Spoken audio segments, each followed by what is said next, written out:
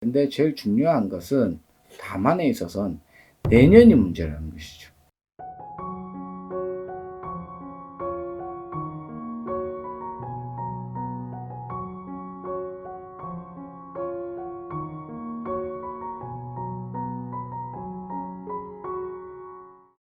안녕하세요. 전신드림입니다.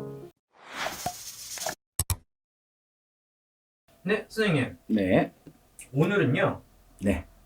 감독 데뷔작인 작품이 음, 칸 국제 영화제까지 초청된 일이 생겼어요. 음, 감독으로서는 굉장히 상당한 이제 어, 뭐 그렇죠. 이력이 남겠죠. 네. 바로 누구냐면은 네. 한국에서는 이제 배우로 굉장히 유명하신 분이죠. 바로 이정재. 네, 이분이 지금 감독 첫 데뷔작에서 이런 놀라운 성과를 보였단 말이에요. 네. 그래서 과연 이분 뭐 어디까지 올라갈 수 있는지 한계가 끝이 어딘가? 예, 그걸 좀 여쭤보려고 합니다. 네. 이야, 사주에서는 높은 사주는 맞아요. 이 이름에 높은 사주는 맞기는 해요. 그렇기는 한데 제일 정말 이게 참 희한한 것은 뭐냐면 이 사주는 죽은 사람도 소위 살릴 수 있을 만한 소생의 능력을 가진 사주라고 봐야 돼요. 어떤 누군가가 이 사람하고 같이 하게 된다면 무언가를 하더라도 뭐 초대박까지는 아니더라도 최악의 상황에서 상중하로 나뉘면 중급까지는 무조건 끌어올릴 수 있는 상당히 운에서는 도움이 크게 따르는 사주예요. 대신에 뭐냐면 자기를 조금 낮춰지는 자기 살을 깎아서 남을 좀 올릴 수 있는 사주다 라고 봐야 돼요. 내년까지도 상당히는 괜찮아요. 근데 날삼재 때 좀 조심을 좀 해야 돼요. 특히 올해는 들어가는 삼재인데 들어가는 삼재이면서도 뭐냐면 건강의 수에서 면에서도 사실 그렇게 크게 뭐 좋은 편은 아니에요. 그러니까 몸에 칼을 대야 할 정도까지는 아니더라도 크게 칼을 대고 뭐 대수술을 해서 이렇게까지는 아니더라도 건강의 수가 그렇게 좋은 편은 아니에요. 근데 제일 중요한 것은 다만에 있어서는 내년이 문제라는 것이죠.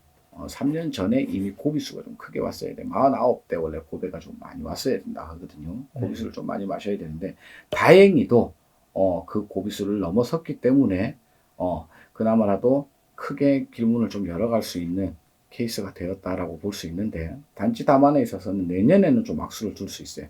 그동안에 어느 정도 싸워왔다 하더라도 어느 정도 실추를 할 수 있는 사건이 벌어진다던가 내외에서는 좀 장기적으로는 좀 크게 좀 쉬어갈 수 있는 일이 생길 수 있다. 그렇기 때문에 먼 길을 삼가야 된다. 내년에는 지금 어떤 큰 그림을 가지고 있거든요. 분명히 큰 그림을 가지고 있긴 한데 이 큰 그림에 너무 몰두를 하시면 안 된다 라고 봐야 됩니다. 자칫 잘못하면 싸워왔던 거나 이런 것보다도 어쨌든 전체적인 면이 약간 크게 흔들릴 실추가 될 수도 있는 사건이 벌어질 수도 있다 라고 볼 수 있습니다. 근데 이것을 내년만 넘어서게 된다면 내년 수해만 넘어서게 된다면 큰 문제가 없으실 것으로 보여집니다. 결혼 이런 운은 좀 어떨까요? 결혼의 운은 사실 삼재가 끝나야 돼요. 삼재가 끝나기 전에 만약에 어떤 연을 지어서 지금 이제 뭐 연을 지고 있으시다면서 저는 이제 지금 듣는 이 처음인데 사실 지금은 사실 이 안에서는 만났던 사람도 다시 이별을 해야 된다. 이별수가 같이 들어있기 때문에 삼재가 들어와 있어서 풍파가 들어와 있기 때문이라도 그러니까 3년 안에는 이별과 어떤 문제가 생길 수 있기 때문에 삼재가 지나고 만나는 인연은 그때는 귀인의 협조도 같이 들어와요. 그래서 내년이 모든 수에 삼재에 들어오는 삼재에 나갈 삼재까지 3년 내내 중에 중간 내년이 상당히 이 사주에서는 고비수를 주고 있기 때문에 그냥 조용히 물 흐르듯이 너무 서두르지 않고 결혼의 면에서는 3년 뒤에야지만 결혼의 문이 열릴 수 있다. 오른의 인연이 올 수 있기 때문에 지금 현 상황으로 봐서는 굳이 무리수를 띄우지 않으시는 것이 좋을 것으로 보여지겠습니다.